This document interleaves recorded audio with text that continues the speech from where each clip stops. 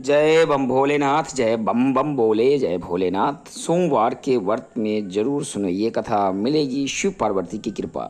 सोमवार का व्रत कथा। सोमवार का दिन शंकर भगवान को समर्पित होता है। आज के दिन भगवान भोलेनाथ को प्रसन्न करने के लिए विशेष रूप से पूजा अर्चना करते हैं। कुछ लोग आज के दिन व्रत भी रखते हैं ताकि वे शिव की विशेष कृपा प्राप्त हो सके। बाबा भोलेनाथ के आशीर्वाद के लिए आप भी सोमवार का व्रत करें। शिव व्रत कथा में पढ़कर सुनकर इसके उपवास को पूरा करें। शिव भगवान की कृपा हो आप पे सदा, व्रत कृपा बनी रहे।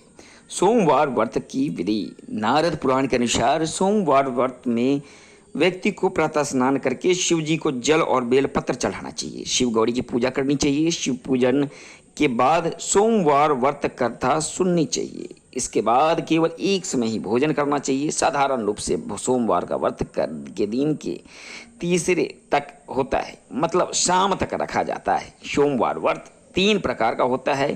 प्रत्येक सोमवार व्रत, सोम प्रदोष व्रत, 16 सोमवार का व्रत। इस प्रकार सभी व्रतों को एक के लिए एक ही विधि होती है। सोमवार का व्रत कथा। एक समय की बात है, किसी नगर में एक साहूकार रहता था। उसके घर में धन की कोई कमी नहीं थी, लेकिन उसकी कोई संतान नहीं थी। इस कारण वह बहुत ही दुखी था। पुत्र प्राप्ति के लिए वह प्रत्येक सोमवार का व्रत रखता था और पूरी श्रद्धा के साथ शिव मंदिर जाकर भगवान शिव और पार्वती जी की पूजा करता था। उसकी भक्ति देखकर एक दिन माँ पार्वती प्रसन्न हो गई और भगवान शिव से उस साहूकार की मनोकामना पूर्ण करने का आग्रह किया।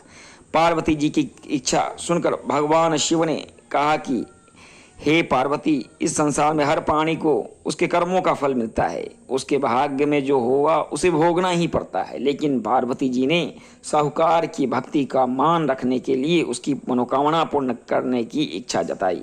माता पार्वती के आग्रह पर शिव जी ने साहूकार को पुत्र प्राप्ति का वरदान तो दे दिया, लेकिन साथ ही वह भी कहा कि उसके बालक की आयु केवल 12 वर्ष की होगी। माता पार्वती और भगवान शिव की बातचीत को साहूकार सुन रहा था। उसे ना पता तो इस बात की खुशी थी और ना ही दुख। वह पहले की भांति शिव जी ही पूजा करता रहता था। कुछ समय के बाद है साहूकार के घर में एक पुत्र का जन्म हुआ।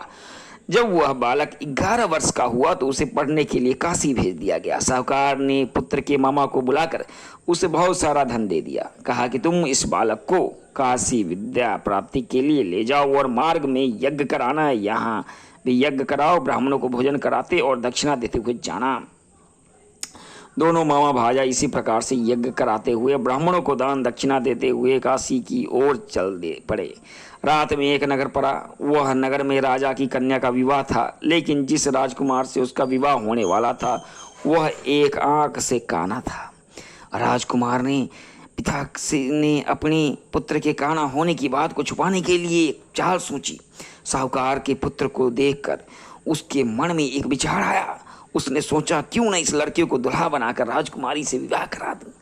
विवाह के बाद उसके धन देकर विदा कर दूंगा और राजकुमारी को अपने नगर ले जाऊंगा। लड़के को दूल्हे के वस्त्र पहनाकर राजकुमारी से विवाह कर दिया गया। लेकिन साहूकार का पुत्र ईमानदार था, उसे वह बात न्याय संगत नहीं लगी। इसने अवसर पाकर राजकुमारी की चुन्नी के पले हुए दिखाकर, तुम्हारा विवाह तो मेरे साथ हुआ है, लेकिन जिस राजकुमार के संग तुम्हें भेजा जाएगा वह एक आंख से काना है। मैं तो तुम्हें काशी पढ़ने जा रहा हूँ। तब राजकुमार ने चुन्नी पर लिखी हुई ये बातें पढ़ी और उससे कहा कि अपने माता पिता को यह बात बताई। और राजा ने अपनी पुत्री को विदा नहीं किया, उसने बारात वापस चली आई। दूसरी ओर साहूकार का लड़का, उसका मामा काशी पहुँचे और वहाँ जाकर उन्होंने यज्ञ किया। उन्हें दिन लड़के की आयु 12 साल की हुई। उसी दिन यज्ञ रखा गया और लड़के ने अपने मामा से कहा कि मेरी तबीयत कुछ ठीक नहीं है। मामा ने कहा, तू अंदर जाकर सो जा। शिव जी के वरदान अनुसार कुछ ही देर बाद उस बालक का प्राण निकल गया और मृत भांजे को लेकर उसने मामा ने विलाप शुरू कर दिया। शिव बस उसी में शिव जी और पार्वती जी उधर से जा रहे थे। पार्वती ने भगवान का कहा, स्वामी, मुझे इससे रोने के स्वर सहन नहीं हो रहे हैं। इस व्यक्ति के कष्ट को अवसर दूर करें। शिव जी मृत बालक के समीप गए और वह बोले कि यह बालक उसी साहूकार का पुत्र है जिसे मैंने 12 वर्ष की आयु वरदान दिया था। इसकी आयु पूरी हो चुकी है, लेकिन मर्त्य भाव से विभोग। माता पार्वती ने कहा, हे महादेव, आप इस बालक को आयु देने की कृपा करें, अन्यथा उसे योग में इसके माता पिता भी तड़प तड़प कर मर जाएंगे। माता पार्वती के आग्रह पर भगवान शिव जी ने लड़के को जीवित होने का वरदान दे दिया और शिव की कृपा से लड़का जीवित हो गया और शिक्षा प्राप्त करके लड़का मामा के साथ नगर की ओर चल दिया। चलते हुए उसी नगर में वो यहाँ का जो विवाह हुआ, उसके नगर में उसे यज्ञ का आयोजन किया। लड़की के ससुर ने उसे पहचान लिया और महल में ले जाकर उसकी खातिरदारी की और अपनी पुत्री को विदा किया। इधर साहूकार अपनी पत्नी और भूखे प्यासे रहकर बेटे की प्रतीक्षा कर रहे थे। उसके प्रण कर रहे थे कि यदि उसके अपने बेटे की मृत्यु का समाचार मिला तो वह प्राण त्याग देंगे, परंतु अपने लड़के को जीवित देखने होने पर समाचार पाकर बेहद प्रसन्न हुए और उसी रात भगवान शिव ने व्यापारी के स्वप्न में आकर कहा, हे श्रेष्ठी, मैंने तेरी सोमवार के व्रत करने और व्रत कथा को सुनने से प्रसन्न होकर तेरी पुत्र को लंबी आयु प्रदान की है। उसी प्रकार से जो कोई सोमवार व्रत करता है, कथा सुनता है, पढ़ता है, दूसरे को सुनाता है, सभी दूर से दुख दूर होता, समस्त मनोकामनाएं पूर्ण की जाती है। जय बम भोले, जय भोले, जय भोले, जय महादेव। देवादिदेव भोले शंकर सबकी कृपा बरसाए रहते हैं।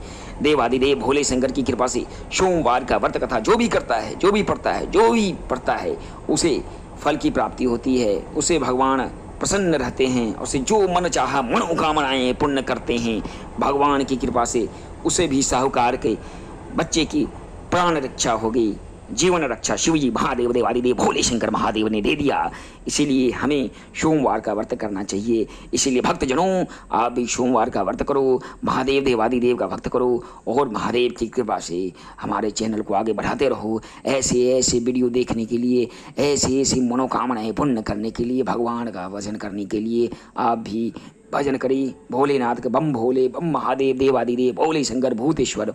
ओम झूम शुम हम। ओम त्र्यंबकम यजामहे सुगंधिं पुष्टिवर्धनम् उर्वारुकमिव विन्दधात मृत्युं नित्यं मामृत।